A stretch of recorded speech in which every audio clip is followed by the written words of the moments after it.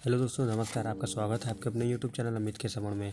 तो आज हम लोग बात करने वाले हैं सहारा भुगतान को खबर को लेकर। यहाँ पे एक बार फिर से हम लोगों के लिए यहाँ पे इस सब बातों को एकदम ध्यान से सुनिएगा, जो कि आपके डिफिशियंसी के जो मैसेज आ रहे हैं उसको किस प्रकार से आप सही कर सकते हैं, किस तरीके से दूर कर सकते हैं। एक एक पॉइंट के बारे में हम आपको बताने वाले हैं।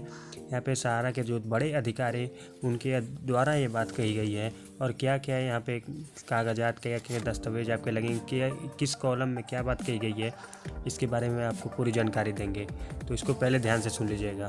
सबसे बड़ी बात है कि सर पहला नंबर डिफिशियंसी में मैसेज ये है कि सर आपका डाटाबेस में उपलब्ध नहीं है।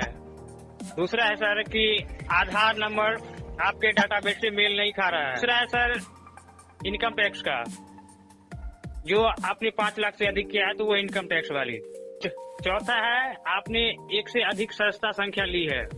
तो ये सब सर बिल्कुल मायने सर प्रॉब्लम है, इसका कोई नहीं टेंशन लेना है सर। इसकी बिल्कुल सर समाधान है, बिल्कुल पूरी तरह सर जिम्मेदारी के साथ, धैर्य के साथ अगर हम लोग करेंगे तो ये सारी जो है हमारी जो है जितनी भी ये एरर आ रही है डिफिशियंसी का, वो बिल्कुल सर आसान सा तरीका से खत्म हो रही है सर। हमने बहुत सारे लोगों का, बहुत सारे स्टेट से हमें फोन भी आ रही है सर, और वहाँ भी हमने डिफिशियंसी का मैसेज को दूर भी करवाया है सर। लॉ एंड ऑर्डर है कि आपको 15 नवंबर से पहले कोई भी जितनी भी आपकी एरर है डिफिशियंसी का, वो एरर आपको खत्म करना है।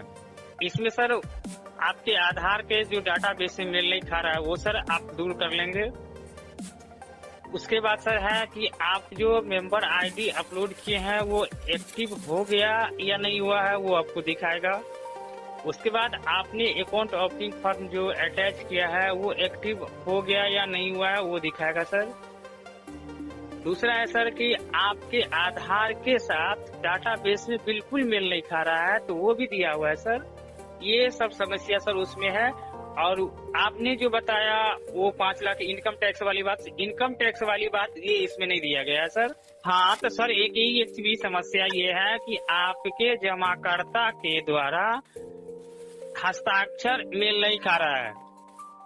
तो है क्या कि सर दोबारा आपने जो फर्स्ट पोर्टल पे आपने जो डिमांड किया है वो आपको दोबारा जो दूसरा जो पोर्टल साइट बना है उस पे आपको सीमित नहीं करना है। वहां जाके आपको क्लेम नंबर डालना है। क्लेम नंबर डालने के बाद जो प्रोसेस है आगे बढ़ेंगे। आगे बढ़ने के बाद आपको सर वो क्लेम पत्र, जैसे हम आप फोटो चिपका के पहले वाले पोर्टल पे जो स्कैन करके डाले थे वो वहाँ मिल जाएगा।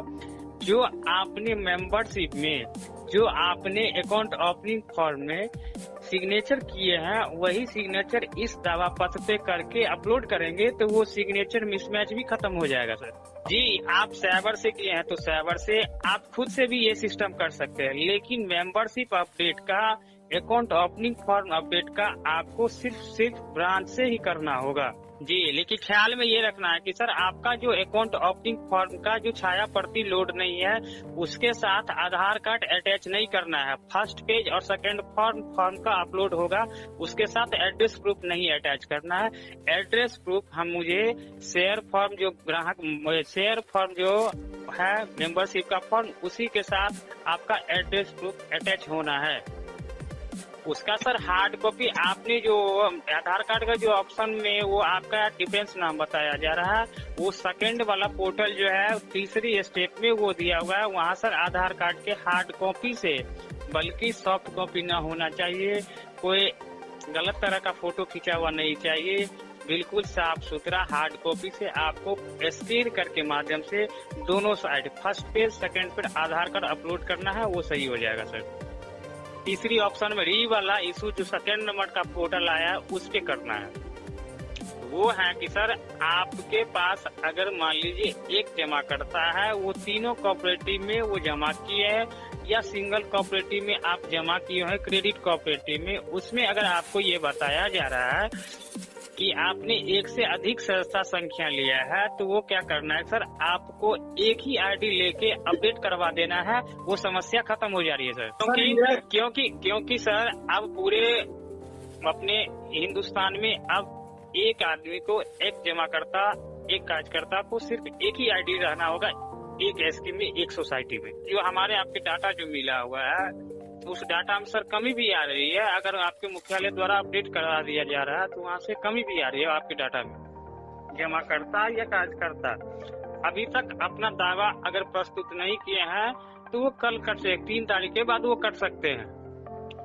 नहीं सर, पोर्टल पे आज शाम में चली थी, आज शाम में पोर्टल कुछ देर के लिए चली थी, फिर पुनः बाधित हो गया सर। लेकिन उम्मीद है कि बस जस्ट कुछ ही दिन में सर पूरे सर आपको वहाँ पे मिल जाएगा। हमारे हिंदुस्तान में जितने भी सारे साथी हैं उनको परेशान होने की कोई जरूरत नहीं है सर। हम लोग भी खुद लगे हुए हैं कि हमारी जितनी एरर पोर्टल पे आ रही है वो समाधान सर हो रही है, और संस्था भी लगी हुई है। बहुत जल्द ही सर ये सब समस्या आपको खत्म हो जाएगा सर।